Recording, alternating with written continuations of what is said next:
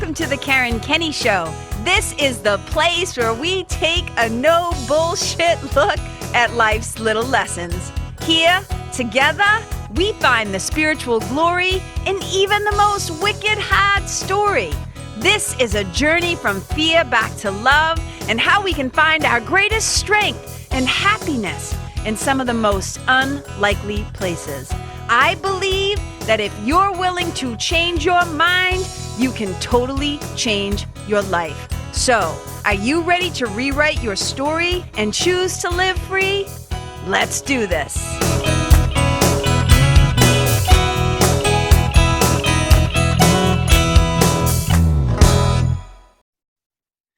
Hey, you guys. Oh my God, I'm so excited. Welcome to episode 35 of the Karen Kenney Show. And you guys, today here, you can already see, if you're watching this sucker, you can already see my beautiful guest, my fellow Karen, different spelling, Karin Haysbert. I'm so excited, you guys.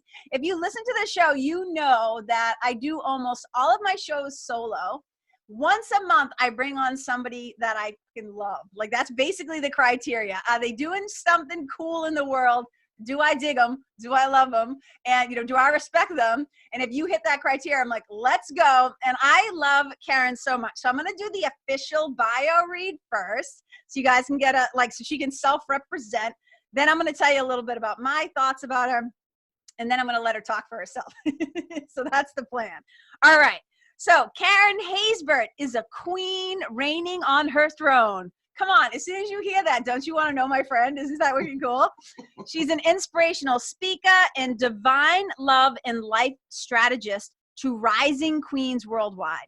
You guys, she's also an author. Listen to the titles of these two books. It's so good. The first one is Queen Arise, 40 Days to Liberating the Queen Within You. And then this second one, which we're definitely going to talk about, What a Hoe Can Teach a Wife. A real talk about creating your hot, holy, and happy marriage. Look, if you're paired up, I don't even care if you're married, but if you're paired up consistently for a long period of time, this is all going to be wicked helpful. Karen has worked to empower women for over 2 decades. And I also want to make sure I circle back to this because I really want to dive into what you mean by this, Karen, but I love this. Having walked the journey from ignored to adored. Karen's message inspires queens to create the hot, holy, happy marriages they desire and deserve. Karen believes in the John 10:10 life, and she encourages women to have and enjoy their lives to the full until it overflows in their whole lives.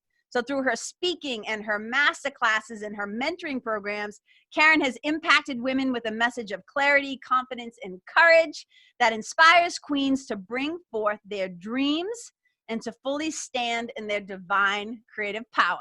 You know I love that. She's a wicked, ferocious reader. She's a lifelong learner. She's always looking to add value wherever she goes. And trust me, I've heard her speak. She does. Karen is also the loving wife to her sweetie, Brian. 23 years. They've been shacked up, hooked up, doing the thing. She's also a devoted mom to 3 kids, and she has 4 granddaughters, you guys. So, welcoming to the show, my friend Karin Haysbert. I'm just going to start by saying Karen and I met like 2 years ago, and I was speaking at an event, and I don't know what happened, but at one point I was walking down the aisle, and she hopped out, and we started talking, and it was always so fun to meet another Karen, and we just hit it off right away. We just boom, we just vibed, we felt each other. It was all good. It was all good energy. And then this past spring, we got to speak at an event together. And it was so fun to finally see my friend do her thing because we only just got to talk. And of course I saw her online and Facebook Lives, but there's something about that in-person experience. And I was just so jazzed because, and correct me if I say, but you're a minister, right? You're also a minister. So, Karen can preach. Like Karen can throw down. You guys are going to get confused. So I'll just be like KK and I'll be like Karen is Karen. So Karen can throw down from the stage and lay down some gospel feeling just right there. And it's so powerful and it's so impactful. Your energy is infectious. And one of the things that I can say about you, I meet a lot of people. in the speaking world and kind of the coaching world and the mentoring from the state, all that stuff. And I can spot a phony, like I got a pretty good bullshit detector. And I will just say that my experience with you has always been genuinely warm, down to earth. You are somebody that I would say I feel genuinely wants to help.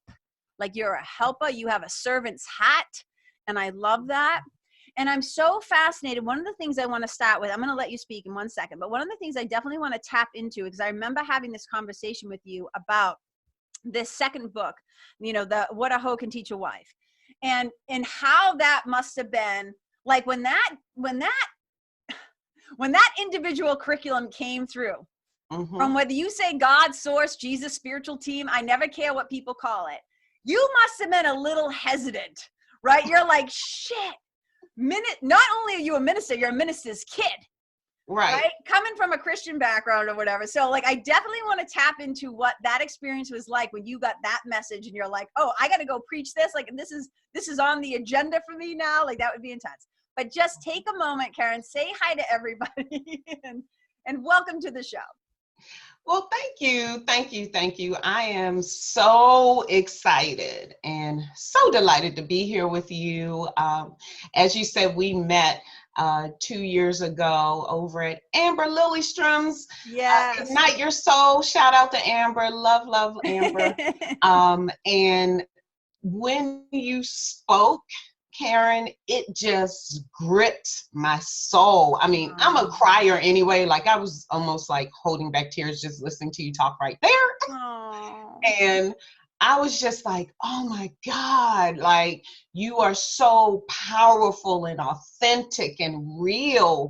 And the message that you share just pierces people's hearts and helps them to know like real love. Like there was so much love and acceptance and hope and truth and grace and power in the room when you spoke. Like I can sense that. I can discern those types of atmospheres, and the atmosphere that you created when you spoke both times, it was just sacred.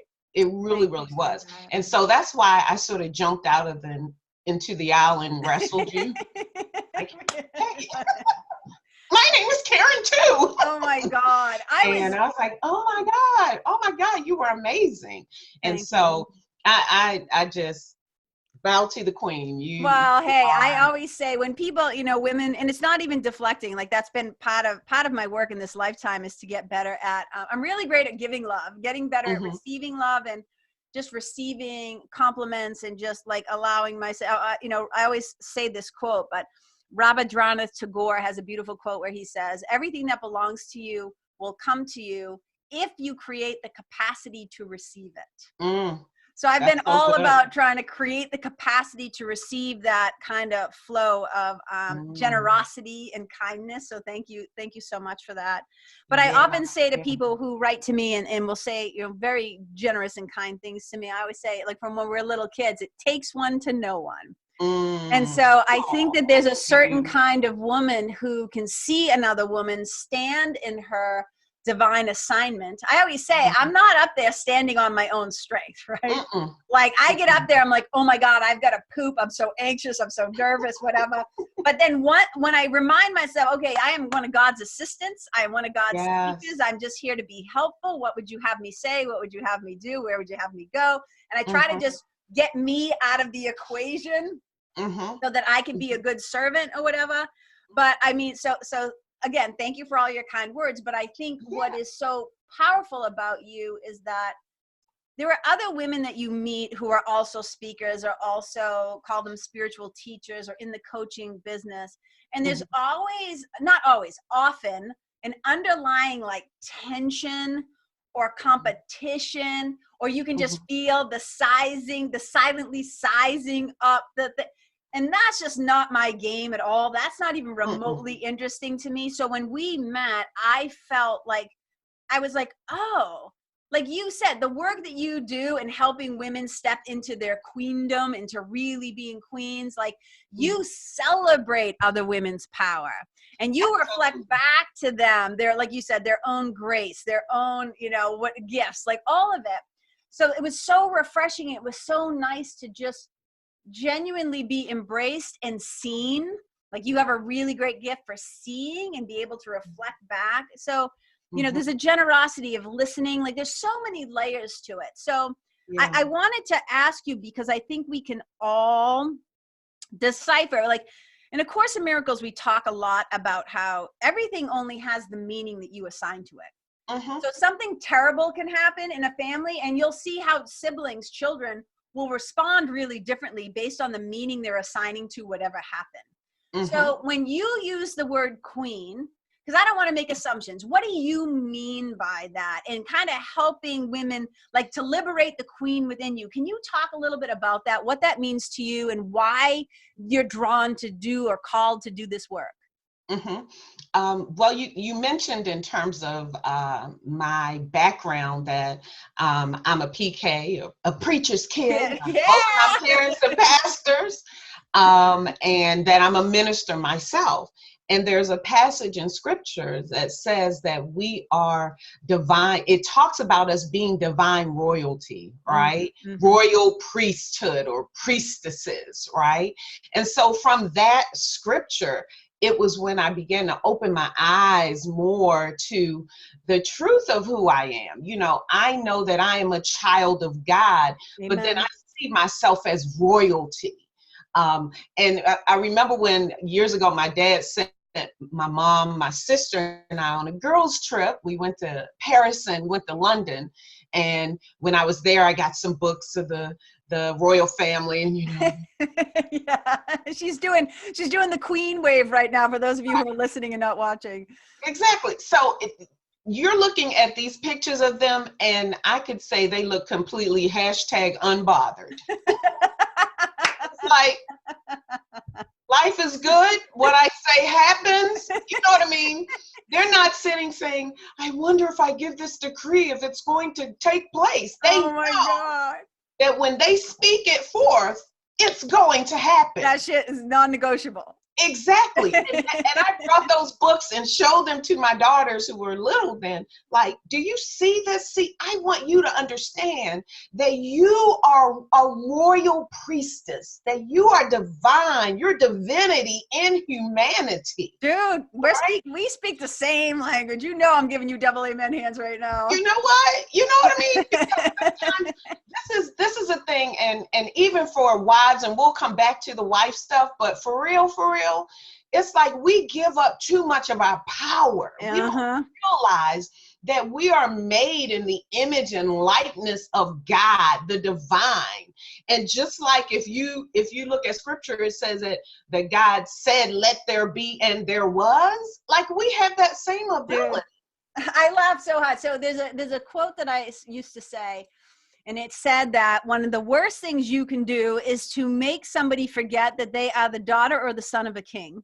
But then I started to switch it, and I started to say, well, one of the worst things you can do is for you to forget. Not what anybody else is making, because nobody else can make you anything. For you to forget, to like give, like it's like handing over your passport to the kingdom, like, oh, I don't need this. Like, you forgot. I'm like, have you forgotten yourself? And like, yes. And that's why, like, in the spiritual mentoring work that I do, so much of it is just helping people to remember. You're calling it their royalty, right? But it's that whole thing that you are a descendant, you are a direct extension of the divine. So like, I get so excited hearing you talk about this. And I think especially in this day of social media, and especially for young girls, it can be so easy for them to just, what's the word? It's not even ignorant. I'm trying to think of the word, just naively to give away their power based on external things that they think this is what's going to make me whole or holy, forgetting that you pay a fucking price for those things. It's like little chunk of you, little piece of you, every time you give yourself away or don't reflect, like, as you're calling it, your royalty. So I 100% am with you on this. and I'll say this, that like I always like to say, I was affectionately born on a pew, right? I've been in church all my life. And Yes. so there comes a time for many people, and at least it came for me, where I had to say, okay, what do I believe? Yes. I know what mom and dad believe. Amen. I know what grandma and grandpa and auntie and uncle believe, but what do I believe? And I had to challenge my beliefs, right? And understand that truth is truth. Right? There was a time when I would be looking at like books like, and I think I shared this at the conference the last time, like the first time I got a Louise Hay book, it was like, We talked about it. Okay, you guys, so this is really funny. I remember talking about this actually in the bathroom. We were both washing our hands or whatever at the same time, and we were talking about this. So first of all, I call it what you just said. I call it truthy truth. I go, look, there is some truthy truth. Like non-negotiable truths that are just eternal. That's it. There's no wavering. There's no situational, no circumstantial. Truthy truth, right? Number one. And number two, we were saying, I remember talking about this because I just come upstairs and I had seen your books laid out, and I was like, Karen, let's talk. Like, this is so cool. And we were talking about your journey, and I just said, okay, so these things that you're talking about, because you are a pastor's kid, right? And I'm like, were you scared as your own individual curriculum was coming through? Were you scared that you're venturing outside of the Christian whatever box, or about whatever you can talk about your faith background a little bit if you want to, but to get out of that box, it's like, holy shit, I'm terrified that I'm going to be judged by my people, right? And so you're saying you're holding up, and for those of you at home who can't see her, when she was holding up the Louise Hay book, it was almost like, you know, when boys would like put a Playboy magazine inside another book so they wouldn't get caught because it was like dirty or bad. That's what she was doing. She was like, oh my God, I'm reading this book. I hope I don't get found out. Right. That was exactly how I felt.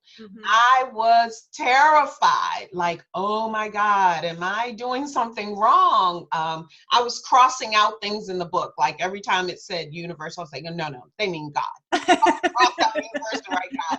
And one time, I remember several years ago, I was listening to Dee Marshall, and she was saying, what you people hung up about people saying universe. The universe gets its instructions from God. What are you all getting all? I was like, oh, that makes sense, right?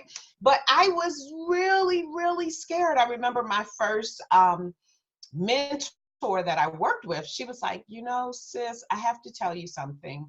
And she was like, you're really worried about what Judgment. church folks are going to think about you. Yeah.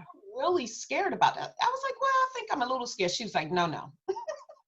It's a big fear, like really, really big. And I was like, really? Am I? She's like, no, it's really big. And so you're going to have to overcome that. Because it was stopping you, right? It was an obstacle. It was getting your way. Your fear, right? So it was a fear thought, not a love thought. So it's a fear thought that was getting in your way because you were afraid of judgment, which is really interesting because it's like, well, gee, I wonder why you were afraid of judgment, right? From the church. It's like, okay, what's that all about, right?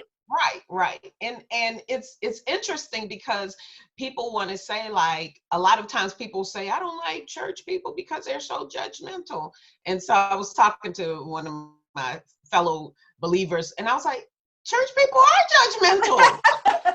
Like they are. I mean, not all of them, obviously, but sure. They are, because there are things that are written that believers will say, this is it, and that's it. That's the way. Right? There's no other truth outside of that. But I challenge people in that in Matthew 4 and Luke 4, it says that man shall not live by bread alone, but by every word that proceedeth out of the mouth of God. It doesn't say proceeded, past tense. It says proceedeth. In other words, God is always talking.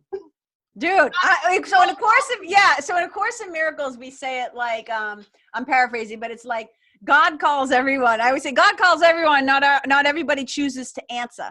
Exactly. Because you're too preoccupied. It says, you know, God calls everybody, but you're too preoccupied with the sound of your own voice. See, now that is a word right there. We get so caught up in what we think, and we want to make what we think better than what you think. And the truth of the matter is, like, even we were talking before we actually started recording, Yeah. is that everybody has their own journey. Amen. Everybody. And I'll just mention this sort of briefly, like I was sharing with KK, my friend KK, about my own son, how I learned how to stop judging. And I'm doing better at it every day. I'm not completely judgment free. I mean, come on, I'm working on it. As long as we have a body, aka we also have an ego mind. Exactly. There will be, that's how the ego operates in this world, because everything is even the simplicity of like, do I go left or right? You can call it discernment, but we're constantly having to judge, is this person safe? Can I trust this? Should I do this? So our brain is primed, right, for problem solving and judgment and all this stuff. So I always say to people, they're like, I'm working on, I said, look, you're gonna have judgmental thoughts as long as you're alive. Exactly. The question is, do I act on them, right? I don't have to do anything with this insane thought, right? It's like acknowledging I'm having an insane judgmental thought right now. Like that's the trick, right? Absolutely. And I also don't have to condemn someone as a result of the judgment, you know? And so just in saying that, I learned, you know, when you have adult children, which I have a 29-year-old son, you know, you learn to let go and release, or you can, let me say, release and understand that everyone has their own journey. You know, as a parent, I tried so hard to do the best I could and check off the blocks and do everything quote unquote right. But the bottom line is this: everybody is a free moral agent. Hey. You get to choose, I get to choose regardless. And so I have to be okay with letting the people in my life, even the people who I love, make their choices and go through their, as you say, which I love aptly, the spiritual curriculum that they've been given, right? We all have a path. And this is what I know, Karen, that the trials and the triumphs that I go through are only to sharpen me in my purpose and my gift and how I am supposed to be a blessing to the earth. Right? And like 100%. And wait, is there more to that thought before I say something? No, go ahead. Yeah, so I was just talking about this on the Sunday Spiritual last week. So in A Course in Miracles, there's a quote that says, trials are but lessons you failed to learn, presented once again. So where before you made a faulty choice that caused you pain, and it says you get to choose again. And it says all through this, Christ gently, I always laugh because I'm like, Course in Miracles never says Christ judges you or yells at you or comes at you hard, right? It says he gently calls to you and says, my brother, choose again. That's powerful. Trials are just lessons we failed to learn. We don't have to get too worked up about it, right? It's like, and that's the thing is, like, I imagine, we talked about this a little bit, as a parent, the compulsion to protect your children from their own, I jokingly say this, stupidity, youngness, ignorance, not knowing that the repercussions, the consequences of them being, I would say, this week's podcast is the consequence of being yourself, right? So we gotta, as a parent, it must be so hard to just kind of stand back and say, hey, there is an authority greater than me. That is this is all unfolding under the eye, like of in Khalil Gibran talks about how your kids come through you. They're not of you, but they come through you. Yes. And then you have to go like this. Hands off. That's it. We are stewards that they belong to God. And God just put them on loan to us. Like, exactly. Can you just get them to 18, 21 and just launch them off to the world? And so even with my younger children, because I'm such a different mom with my younger children, because I have 2 teenagers at home, than I was with my son. Not that I was a horrible mom, but I was just more experienced. Right? And when they were little, the girls, I want to say they were like 6 and 8. And I sat them down one day and I said, listen, I'm not responsible for your life. They're looking at me like, they're like, what, mommy? no, I'm not responsible for your life. I am responsible for teaching you how to be responsible. Amen. And so I'm going to share these things with you, and I'm going to teach you what I know. Like I would, because I homeschooled my girls for 9 years. Wow. I had them, they were like in spiritual classroom every day. I love that. I love That's that how we started so our day. I love that so much. And I just want to speak to that for a second, because I tell my parents who are my clients all the time, I say, look, I again, I don't have human kids. I have spiritual kids. I always say they are human, but I don't, they didn't come from my body. And I say, so I'm not going to tell you how to parent your kids, but I am going to tell you this is what I know just about human nature. Because I think the other thing that we do here in this world is we make children so precious. And what I try to remind people is that they're just little bodies, big egos. They're just shrunk down adults. So we need to teach them the things they're going to need later. I mean, obviously it's age appropriate. You don't scare the crap out of them with stuff they're not ready to handle. But one of the greatest gifts you can give your kids, because they're like little sponges, they're watching not just what you say. They're the greatest little bullshit detectives. They're watching what you do. They're watching if you're in alignment, if your thoughts, words, and actions actually are like showing up in the day-to-day representation. Like St. Francis of Assisi says, go out and preach and sometimes use words. Sometimes. You're preaching all the time with your behavior, what you're doing, right? There's this thing with kids, I think, that they're always watching. So you have to be the embodiment of whatever stuff you're going to try to lay down to them, right? Because then you can be like, hypocrite. Yeah. And kids today we give them a lot, or at least I'll say with my children, my younger children, they had a lot more freedom to speak, to voice their opinions and everything. They just had to do it respectfully. Sure. I remind them, excuse me, I am not Anaya. Let's just get that straight. Now back on up, go back out the room and come back in and come with a better attitude. I love it. I was like, do you know who you're talking to? I was like, if that was me. Now I don't advocate this at all. Right, but, right. Psh, I'm telling you, girl, I'm trying to make sure that you have a voice, because I came from the seen and not heard generation. Okay? Yes, so correct. I want you to be able to use your voice, to share your thoughts, to have an opinion, and But in some cases, I'm still going to make the final, because there is some insight that I have that you don't, right?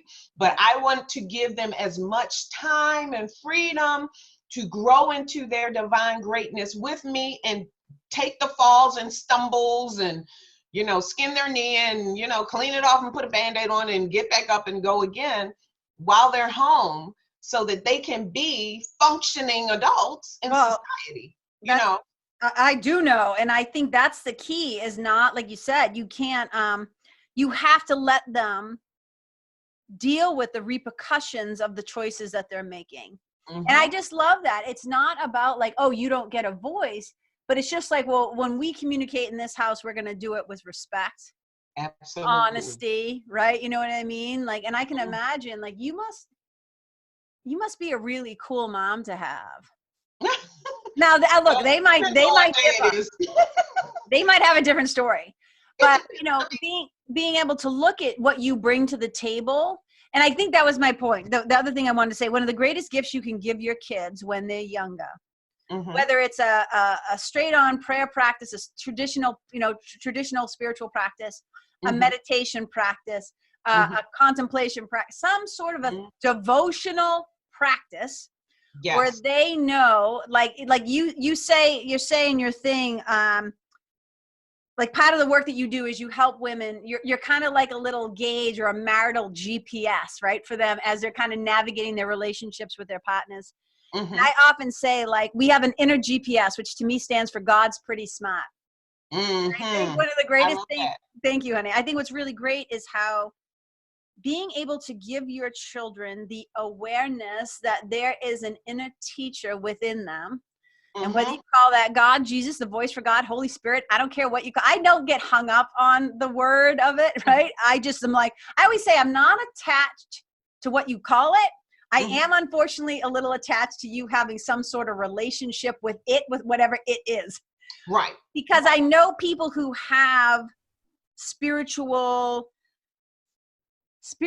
connection, they tend to have more resiliency and fortitude and hope. And I often say, like, happy people who feel connected to something greater, happy people tend not to hurt people. That's good. That's good. I agree. Yeah. I agree.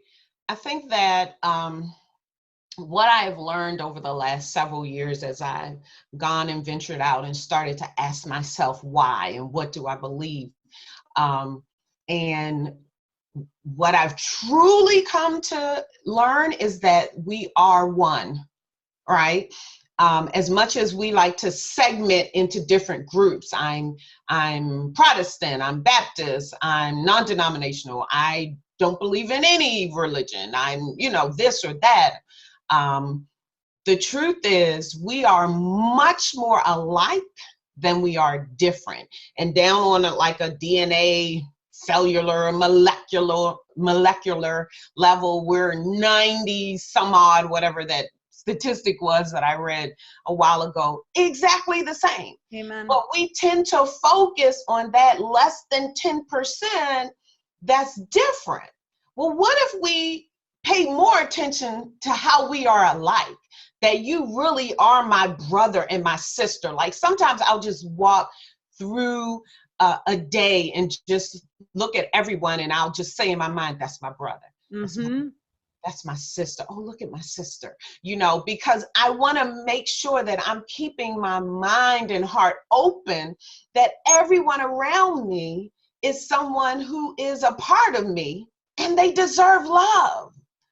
I have found everybody wants the same things. They go about it in different ways. Everybody wants to be loved.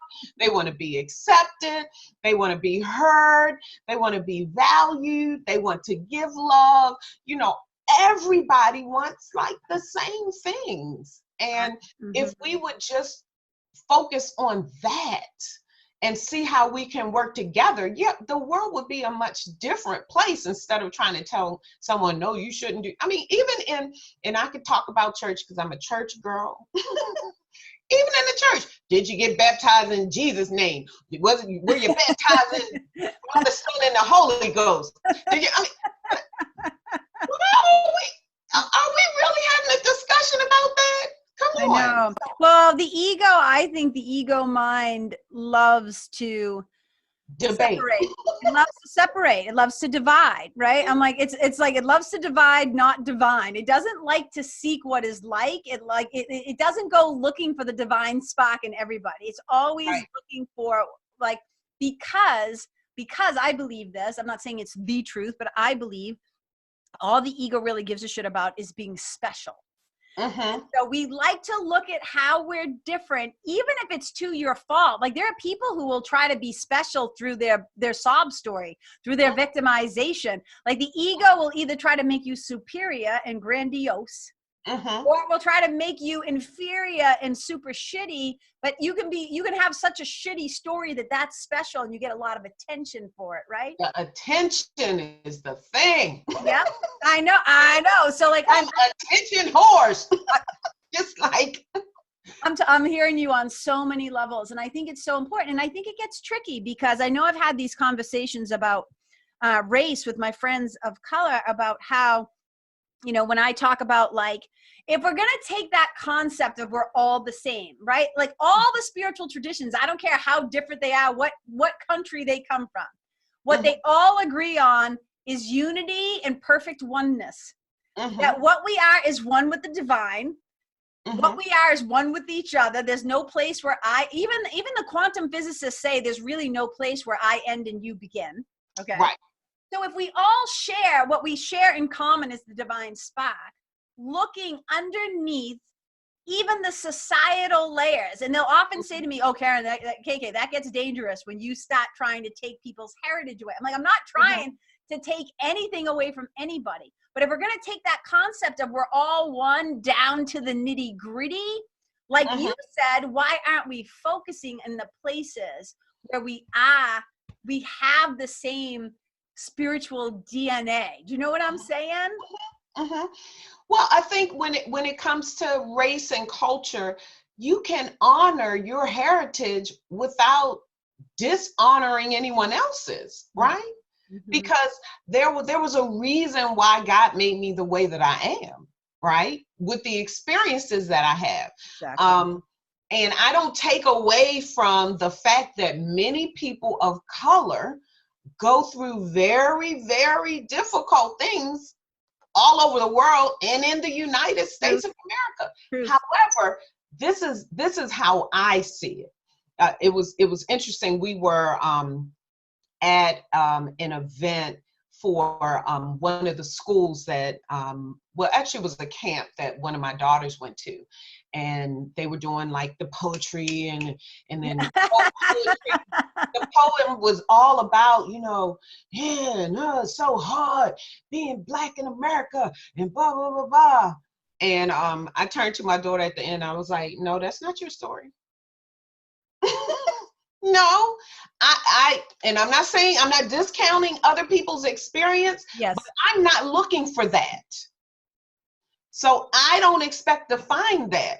Like people don't follow me in stores. I don't, and I know people who have had that. Yes. But I don't have an expectation of being treated less than my divine brilliance. I don't. Would you think though do you think let me ask you this. I'm fascinated by this, and I just want to acknowledge that your pops recently passed, your dad recently passed away, and he was beloved. From what I can tell and what I've heard, he was beloved in your community, right? And so I always, I wish I could have met him just based on the times that we talked about him a little bit, and I got to know a little bit about him, so I could just look him in the eye and say, he did a hell of a job with you. He raised a great kid. But I'm curious as to this. You said, I have no expectation of this, because you're choosing to focus on the queen, the royalty in you, right? But was that a message that was passed down from your parents or your mom to you or your dad to you? Or did you find that yourself? I think I found that myself. Now, my dad was West Indian. And so he already had a little level of, because my grandfather. She turned her nose up for the listeners at home. A little stuck upness is what she said. Little hoity-toity, high and mighty. Is that what you're dropping? Well, let me give you context. My grandfather was a big Methodist minister, and in the West Indies, back when my grandfather was there, they had lots of power. Like you would go to the pastor to get your birth certificate. They would, and it was a funny story. My grandfather, his name was Stevenson Winston Churchill Cross. Like they all had two middle names. And so people would come in to bring their child to be baptized into his office. He said, what is his name? And he said, oh, his name is Roy Stephen Brown. No. I baptize you Stevenson Churchill Idris Brown. Okay, here you go. Like, wait a minute. Like he would just say, like, no. Change the name, Wow. But they had a lot of influence. Oh, yes, I can imagine.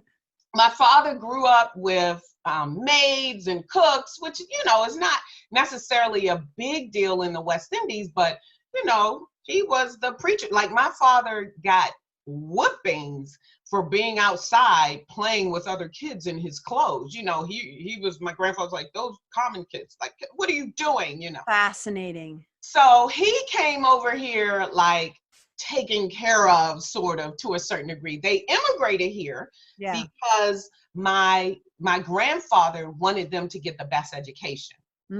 And He said, listen, we're going to the US. I don't want to hear anything about no Jim Crow, right? You don't want to hear no excuses about them not succeeding. And everyone of my father's siblings who were born over in the West Indies, all of them are doctors, surgeons, lawyers, professors, very successful. They were very competitive and all of that, right? Mm-hmm. So when he came here in the 60s, it was civil rights, Yes. So my dad was very involved. They're very involved with that. Like my grandfather was very upset. What are you doing getting arrested for? Yeah. But they were very involved with it. So my dad had a little bit of a civil rights sort of background and very much involved in the community in different ways. Yes. So he sometimes he would be, and I'd be like, Dad, nobody's like thinking that about you. But, he still had some of that in him from that era. So I wouldn't necessarily say that part came from him. It really sort of came from me just getting to that place where I realized that I did not see myself in the eyes of God. I was not holding myself in the regard that God did. I did not think well of myself because I was so focused on what I perceived as the mistakes and all the failures. Yes. Right. And that was keeping me from living up to my divine potential. And I'll tell you, when I read that Louise Hay book, and I was listening to it, and I was like, I might have been listening to something. Was it the You Can Heal Your Life one? That one? Was that the one? That one, or it may have been another recording too. Yeah. But it was definitely Heal Your Life, and I got the book that's really colorful and everything. And she said, you are worthy just because you're here. And I said, why didn't anybody else tell me this before? Because so much of what had been drilled in me was, you're not worthy. You know what I mean? I do know what you mean. It's one of my... You're not worthy. You're worthy. Your righteousness is like a filthy rag. So there was so much works. And what I learned when I started to open my heart up was there's so much power in being. Yes, being what you already are. Like, it is just, dude, I'm so with you. Being, not doing. This society, this culture is very, and I'm not trying to put masculine against feminine, but the masculine sort of embodies that doing, whereas the feminine is the being, right? And I think we put so much emphasis on, you got to do it, you got to earn it, you got to deserve it, you have to make this happen. When the truth of the matter is, when I became a little zygote, no, let me go back. When I became an idea in the mind of God. Thought in the mind of God, I was worthy then. And so it is. And so it is. And so I had to go back to say, wait a minute. I'm looking at myself as less than, and God is looking at me as more than enough. Mm-hmm. So somebody's got to reconcile. I think I've got to come up. I love that so much. And it's so interesting because I love worship music. Mm-hmm. So when I was teaching, I've been a yoga teacher for over 20 years. I don't teach weekly classes anymore. Oh, yeah, that's right. Yeah, I used to have a yoga studio. I had a yoga studio for like 10 years and stuff like that. But I used to play songs, at the end of class. And whenever I would choose like a worship song, I would always just I was like, it's such a drag because like 90% of the song is amazing. And then there'll be this one part that says, I don't deserve it and I could never earn it, but still it's a song called Reckless Love, but you give your love away. And I'm like, you don't have to deserve it. You don't have to earn it. Like, it'd be the one thing that I would go like, no. Right? Because it's just like, it's so, like you said. So in A Course in Miracles, that's what we say, that we are an idea in the mind of God, and we can never, an idea never leaves its source. So if I am always one with the divine, I always say, like, how could the divine possibly make a piece of crap? Like, you know what? I'm like, It doesn't work that way. And so whatever this world is trying to convince, whatever nonsense and tomfoolery this world is trying to like tell me about myself, I am all set. I do not need it. You know what I'm saying? So what a beautiful thing to come home to yourself. What a beautiful and powerful thing. And you by you doing that and having that part of your mind healed, you automatically raise like a flotation device so many others of your brothers and sisters, especially your daughters, because you are the living embodiment of the Christ within. Exactly. It's so powerful. The scripture says, Christ in you, the hope of glory, right? That I have the mind of Christ, and I hold his thoughts, his feelings, his purposes, his intents. So that mind is in me. I've got to choose to yield to that. And not as you know, you talked about the egoic mind, how the scriptures calls it is the carnal mind. Right. I got to choose to turn away from the carnality and the ego's ramblings and realize that it's me who can, or who is it? I love the ego's ramblings. It's so true. I'm seeing his face. I'm not thinking of his name. The one who did about A New Earth. Oh, Eckhart Tolle. Eckhart Tolle. He's his little voice. He'll be like, you know, you can see the voice and just watch it, observe it. Like it's just there, like a balloon. Just let it go on and float away. You don't have to do anything about it. Like that's what it says. So, of course, in Miracles. So it's so interesting, just so people know. I don't know scripture at all. I know like maybe two things, but I know what I feel in my heart. And I'm a Course in Miracles student. So Course in Miracles uses traditional Christian language. It's not a religion. It's just mind training, right? But it uses it in a really non-traditional way. So this is just, I want to point out for a moment to the listeners at home. This is a really powerful example. I mean, I was raised a Catholic kid, but what I'm saying is it's a really powerful example of people who can come from different faith backgrounds and still speak the same language because we're all saying the same thing, just in a little different way.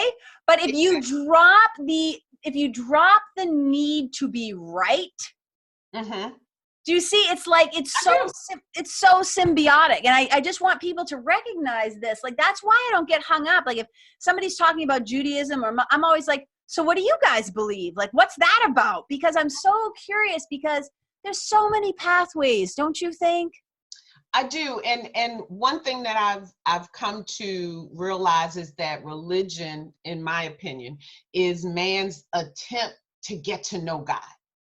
Like I'm trying to get to know who you are, but the thing about it is God is so everything, so vast. So do we really think we can narrow him down into just this? Yes, you know what I mean? Agree. And I can't. It really was as I began to go on my entrepreneurial journey and began to meet so many other people, because before then, you know, I was in the homeschool group with the moms at the science center and at church and in the women's group. And, you know, I've been teaching and ministering to women for a long, long time, and children, and praise and worship leader for 15 years. I mean, so I was deeply entrenched. But when I had the opportunity to actually meet other people and watch their lives and see their walk and see, I was like, you can't tell me she doesn't know God. I know when a person knows God. You can't tell me because they're different in their paths or how they see certain things that they don't know God. Like you know what it is? I could riff on, there's so many things that you just said that are so important. And I love what you're saying. And I often tell this story about how this woman heard me speak one time and later commented that I was not a child of God because there's no way a child of God would have as vulgar or filthy of a mouth as I do. And I thought, oh, this is so interesting how you're trying to like grab the scepter like from the divine and anoint Like, I'm already anointed. You don't get to take it away from me. Like you don't get to decide, because I swear, because I will tell you that was an individual curriculum assignment that came through. It's just how I talk. And because it's blue collar, do you know how many people, and this isn't about me, I'm just trying to make a point here. How many people have said to me, you were the first person to talk about God in a wicked long time that didn't make me cringe, or you made me want to go home and stop praying again. And I always say, no, it's not me. It's whatever is happening here. It might come through my big fat mouth. But I think it's so interesting how we try to put God in a box. Right. Or try to say, well, my brother and sister, like, this is what I'm like, do you guys all forget that Jesus was hanging out with the prostitutes and the lepers, and he was not walking around judging people? I know, if you guys can see the faces that Karen is making right now, they're priceless. Okay, with the tax collectors. And I mean, really, but that's the part, the problem, who he had a problem with was the Pharisees and the Sadducees. Those are the people he had a problem with, because they were so, it talked about, the scripture talks about them as, they're these whitewashed sepulchres, but inside of them is dead man's bones. Like, you're so hung up on the law and this ordinance and that you deny the power, which is love. I mean, hello. Well, and the laws are all man-made too. So it was about getting an ambitious agenda that was self-made, man-made, versus following, right? I just think it's so funny, and so much like, so in A Course in Miracles, we say, you think you have a lot of different problems when there's really only one problem to be solved, and that's your belief that you believe you're separate from God.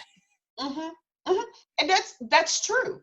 And I always talk about this, is that before I formed you in your mother's womb, Jeremiah, it talks about, I knew you. That word know is the same word. No, Adam knew Eve. They were one. They were intimate. Before I blew you into this clay, you and I were one. And I just took a little bit of me and dropped you inside of that flesh called a body. But we're still connected because we're spirit.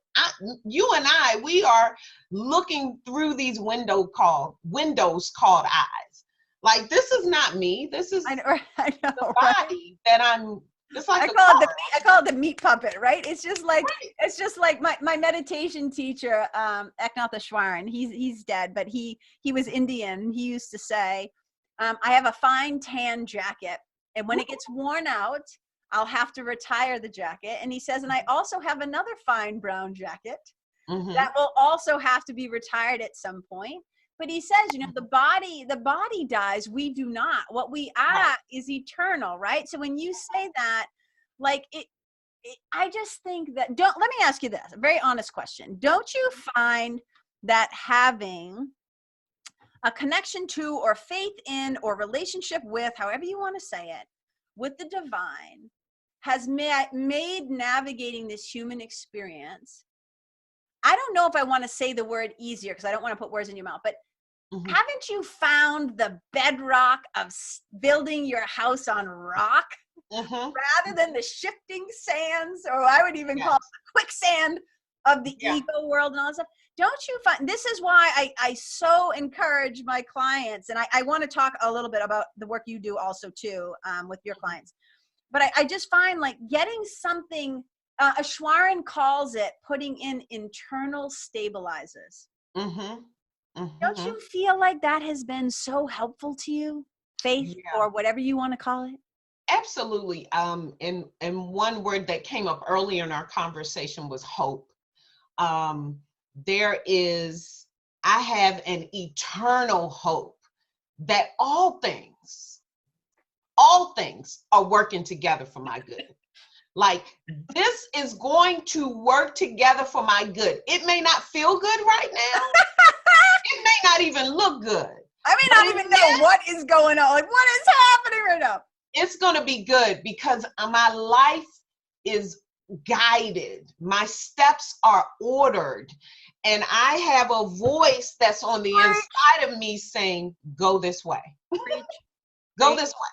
I mean, but you have to talks about, even though I walk through the valley of the shadow of death, I will fear no evil. Why? Because you're with me. God is with me. God is ever present.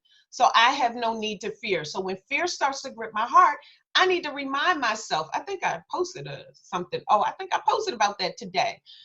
Fear not, God is with you. Oh my God. So I was just telling you, this is why I get so excited, because there's no mistakes, right? Mm-hmm. I was just talking to one of my clients the other night and on a group call, and we were talking about mantras and stuff like that. And I said, well, there's a beautiful line in A Course in Miracles whenever I get anxious. And there's two things I want to say. And it says, God is with me. I cannot be deceived. And so I love that. And then also the foundation, and this is, again, these parallels. I hope people are hearing this. We come from like these different, I always say samesies, different samesies. It's samesies. It's the same thing, but it's like, you know, the foundation of fearless flow is like, if you knew who walks beside you on this way that you have chosen, fear would be impossible. It's the same thing. And I just love it. I mean, there's something about it's the difference. I mean, and this is why, all right, I want to talk about your coaching, and I want to kind of go into it with this stuff. Okay. The difference of like, yeah, you're an entrepreneur, and yes, you help women, and I want to dive into that, but it's like having a coach that comes from a true blue, like firsthand experience, lived faith tradition, spiritual background, is going to bring a different approach than just strategy, right? I think there's something about having a coach that is a spiritual teacher. Like, I just think the women who like work with you get like bang for the buck, because you're bringing so much grace and wisdom and mercy and knowledge. And I think from talking with you, the more I get to know you, I think we do, you could say you do it like me, I do it like you. I'm just going to say we do the very same thing, which is we do not surrender the true vision of who our clients are. Like, we will not yield to the smallness of the ego and the thoughts of separation. So can you please talk about the work that you do with women? Like maybe like not, I don't know if it's like who your ideal client is, but this thing where you talk about helping women to liberate the queen within, but also, you know, what a hoe can teach a wife, real talk about creating your hot, holy, and happy marriage. Like, this is a big, bold statement, Karen. Talk me through this a little bit, sister. And I'm going to answer that question you said in the beginning. Well, I'll tell you what started out. Like I said, I've been in ministry for many years. Yes. But some years ago, I realized that I had stopped dreaming. I had taken my dreams and put them on the back burner of the stove of life and cut the fire off. I just melded into being my husband's wife, the homeschool mom, my kid's mom, you know, all of those things. And what I was called and created to do, and I'm not minimizing seasons in life, right? Sure. But I tell women that even if you're in a certain season, never lose sight of your purpose. I love that. Divine purpose, right? Yeah. And what happened was, in my awakening and reclaiming my dreams and remembering who I am and reclaiming my power and standing in my confidence, that clarity, the confidence, the courage, I started really working with women about their purpose, right? And so I have Queen Confidence Academy, right? And so I had that going. And then a funny thing started happening.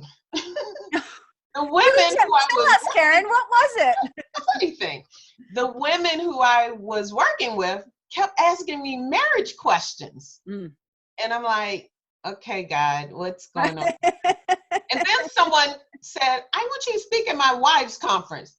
I'm like, I just got my marketing message right. No, what?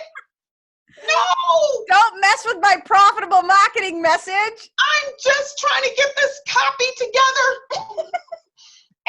and so then I had always wanted to write a book about being a wife, but Queen Arise came out first, right? Sure. That's what I call step one.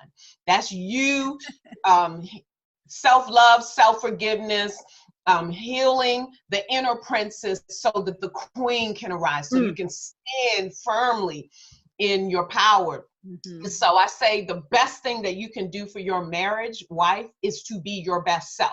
Because a lot of times we go into this whole marriage area thinking, I'm going to get Brad together. Yeah, oh, Show Frank what's wrong with him. No. What you're going to do, queen, wife, is you're going to look at you and things that you can work on, because you really are the only person you can change, but you can inspire change by the changes you make in yourself, right? Mm-hmm. And so when the whole What a Hoe Can Teach a Wife came along, I was reading a passage of scripture. And the thought occurred to me, and I said, like, out loud, like, ain't that what a hoe can teach a wife? And I heard that's the name of your new book. I was like, oh no. Oh no.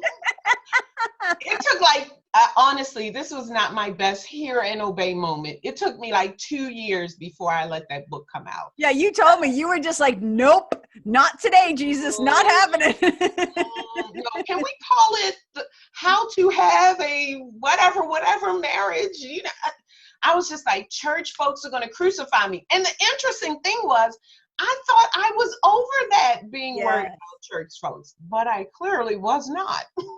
So what happened, one of my dear friends, one of my besties is a pastor, and they'd asked me to speak on a panel at the women's conference. Mm-hmm. And so I was like, oh, I called her. I was like, I think I want to pre-sell my book. And she's like, oh, well, what's the name of it? And I'm like on the phone like this, like with one of my best friends, like, what a hoe can teach a wife. And she said, what? And I'm like, what a hoe can teach a wife? Like whispering. And she said, huh? And I said, what a hoe can teach a wife? And she said, girl. And then she said, Karen, if God told you to do it, you better do it. That is a good friend. And I was like, oh gosh.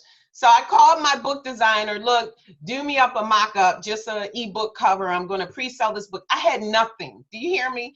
I printed it out on a piece of paper and taped it to some cardstock.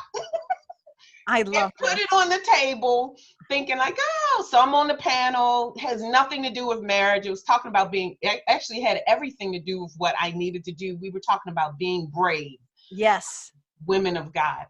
And so I'm introducing myself. Hi, I'm Karin Haysbert, blah, blah, blah. And then my best friend yells from the front row, tell them the name of your new book. Oh my God. And I'm like, okay. Here we go. So I pick up the mic. What a hoe can teach a wife.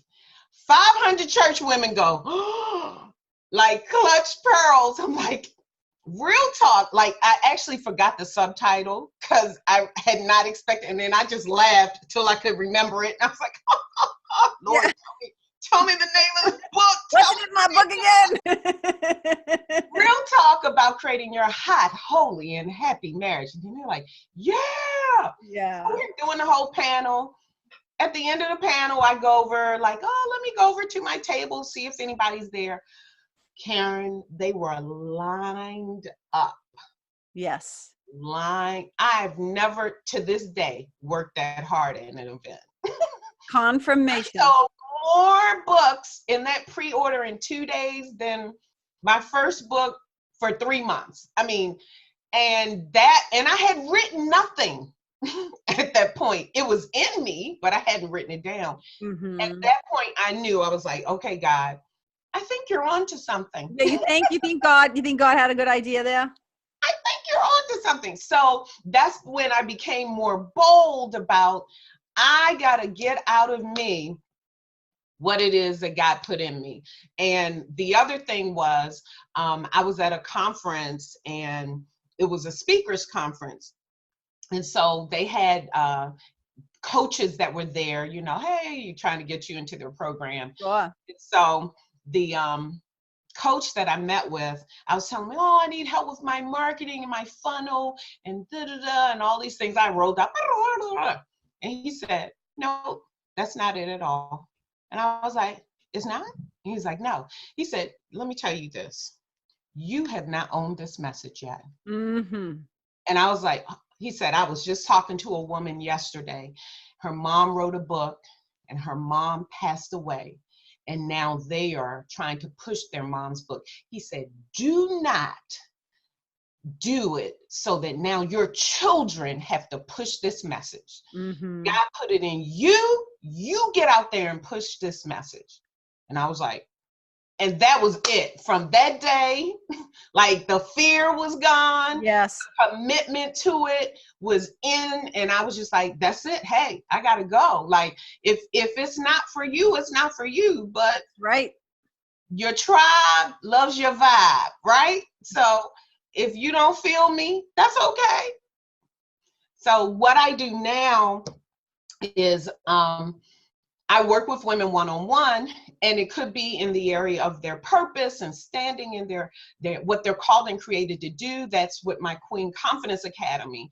But then the other side is what I'm doing with the Hot, Holy, Happy Married Life coaching, where I coach women many times who are married and miserable. Yeah. Okay. Yes. How to go from cellmates to soulmates. Right? That is so funny. Exactly, because some people, that ball and chain is real. They like trash. Well, but didn't you just the one you just talked about being in a miserable marriage and helping women navigate kind of the marriage with, I think you say, joy, passion, and connection. Mm-hmm. Is that the group coaching program you just launched? Is that the thing? Can you tell us a little bit about that in case we have folks, listeners at home, who are feeling your vibe and are digging you and they're curious about how to work with you?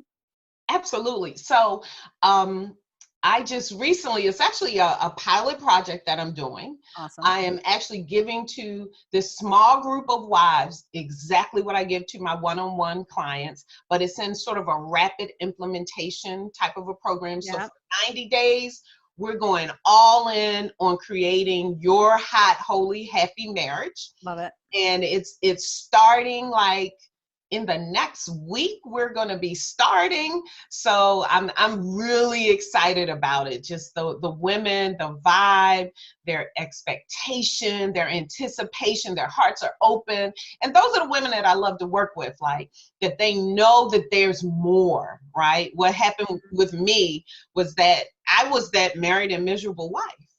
I was that wife who was like, I got how many more years till these kids grow up and get up out of here, and I'm done. Yeah. Well, you were like, I often say, like, some people call it going first, but I'm like, you were your own first client. I was. And so basically, like you paddled ahead, and I call it taking the elevator. Like, if you're lucky enough to get some wisdom, some tools, some transformation under your belt, and if you're able to take that elevator to the top of floors, you better send that sucker back down. Exactly. And help the brothers and sisters coming up behind you. So that's what it sounds like, is you had to go through it first. Yeah. Get some sense knocked into you, get some wisdom, the wound to the wisdom. And now it's like you're reporting back and helping others who are also trying to get into the light, Mm-hmm. It's like Harriet. Once she got free, she went back and freed some other ones. So if you're hearing the sound of our voices right now, so this episode is going to drop on October 31st, next week. Okay.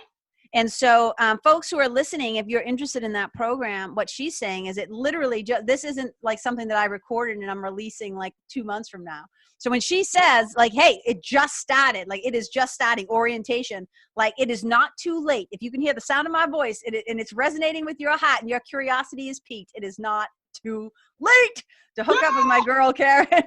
Well, let me tell them, you need to reach out to me right away. Right away. At my email, which is support@Karin, Karin, Thank you. Haysbert, Hays like success, B like beautiful, ERT like talented. .com, Karen, support at KarenHaysbert.com. And if you shoot me an email, we'll have a quick conversation, see if it's a good fit.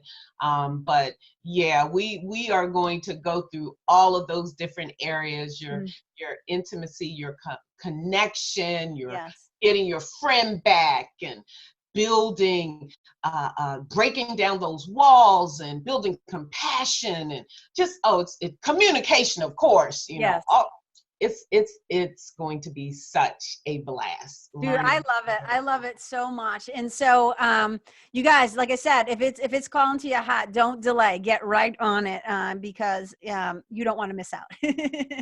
Yeah. And is there any other things you have going on that you want to give a shout out about? And well, I'll definitely on the episode page, they'll be able to see all your social media links, how to reach out to you. I also want you to do a verbal shout out. But is there anything else that you have going on that you're wicked excited about right now, or anything we should be on the lookout for? Well, the main thing is that the wives group that's coming up, I do have a free gift. Nice. Yes, please do. The listeners, so that you can get at www.KarenHaysbert.com/adored. And that, yes, adored. So that is my free gift about how to go from ignored to adored. 5 simple steps to change your marriage now. And who doesn't want that? That's amazing. Thank you. I didn't even know you had a free gift, so that's even better. That's wicked fun. Thank you so much. And just tell them what's your handles on Instagram or Facebook or wherever you tend to hang out. How can they reach you there? My handle is my name, at Karin Haysbert on Facebook. The name of my business page is The Queens for Christ. They wouldn't let me change it to my name for some reason. I was like, I think I want to change it to my name. I'm like, no. So it still says The Queens for Christ, but the handle is at Karin Haysbert, as well as on Instagram is at Karin Haysbert. And on Periscope, I do come on Periscope in the mornings. So hip. From time to time. Yeah, and do some videos. And actually Mondays, my mom and I do our Queen Wife Talk, Keys to Lasting Love. So, as my mom says, she was married 52 years, 11 months, and 7 days. Wow. The love of her life. And so we get on there and share from our 75 years of marriage experience, keys to How cool is it? How cool is it that you're doing a project with your mom, man? Yeah. Like, what a blessing. Like, what a cool thing to get to do. Yeah, mom is amazing. Like, she's 78. Like, if you go on to Facebook and see her, you're like, she's not 78. She is 70, I saw pictures of her from when your dad passed, and you were posting all those family pictures and stuff like that. That's one thing. Your parents, like, I'm not even going to say they cleaned up well, but my sense of your parents is they were always clean. Like, they always look good. You know what I mean? Well, you know, they say black don't crack. That melanin helps us out. No, but I'm just saying, like, like your dad was sharp, man. His presence, the way he looked, and the way he dressed, right? I mean, am I off with that, or? Yeah, Dad was something else. Now, I used to call Dad Mr. Clairol because there was not a black hair on his head. In fact, the day that he passed away, when they called his barber to let him know he was there. I mean, we were going to meet with the funeral home. He was there with his kit, like, I'm here to do Rev's hair. Oh my God. Like, he colored his hair, his eyebrows. Your dad kept it tight. Honey, he had it together. I mean, he did not play. So really, like, and then my mom, it really is such an honor. Anytime I do something, like the last time I had a conference was like 2 years ago, and like women were like, "When are you gonna have another conference?" I'm like, I'll do one. I mean, I'm going to do one in 2020. Yes. But I always include my mom because my mom has been such an inspiration to me. My mother is a powerful woman of God. Yes. Intercessor. She can teach the word. She's just amazing. So I always include mom and have her share her wisdom.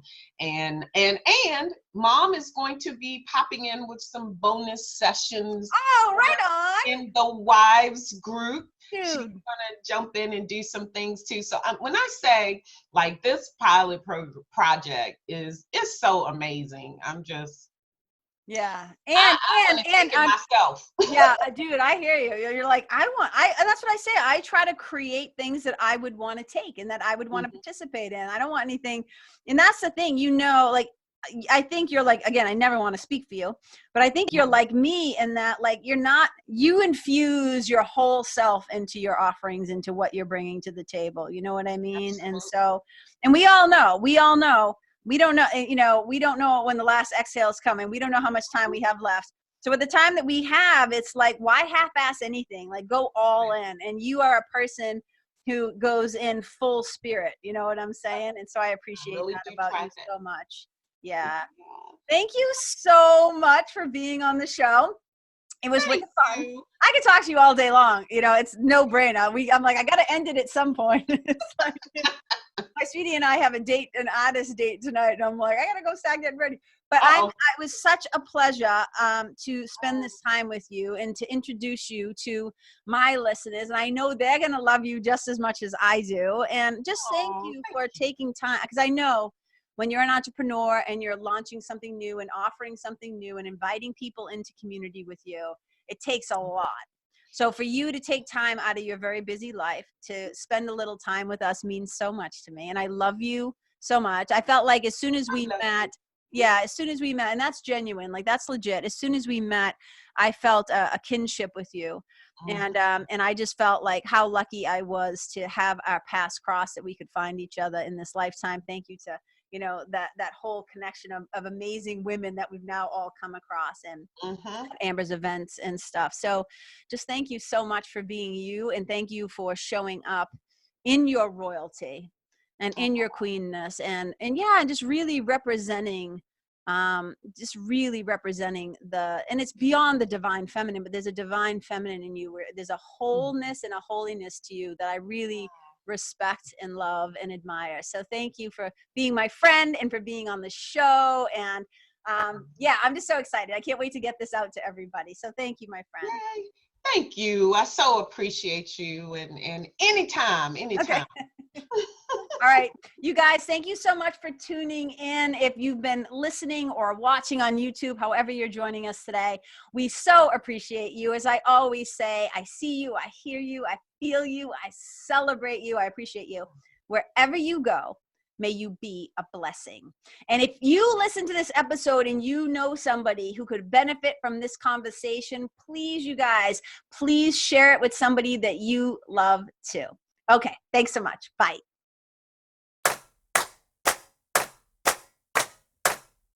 Hey, you guys, thank you so much for tuning in to this episode of the Karen Kenney Show.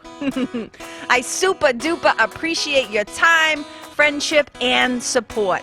And look, if something that I shared from my heart today somehow landed in yours, I'd love to hear about it. So please tag me on Facebook or Instagram or IG stories or wherever the cool kids are hanging out these days, and let me know what your favorite part was or what you found most helpful. You can find me over at Karen Kenney Live. That's Karen, KenneYlive. And if you're digging what I'm saying and you want to hear more, I'd be wicked grateful if you could go to iTunes and subscribe and leave a review, because you guys, that's how you'll help me to keep spreading the love. And if you can think of someone that could benefit from hearing this episode, please share it with them. I'd also love to stay connected with you. So if the feeling is mutual, please go to KarenKenney.com/freebie and download my free guide to building your spiritual team. Until next time, my brothers and sisters, keep living in the fearless flow. Know that I see you, I appreciate you, and I love you. And wherever you go, may you be a blessing.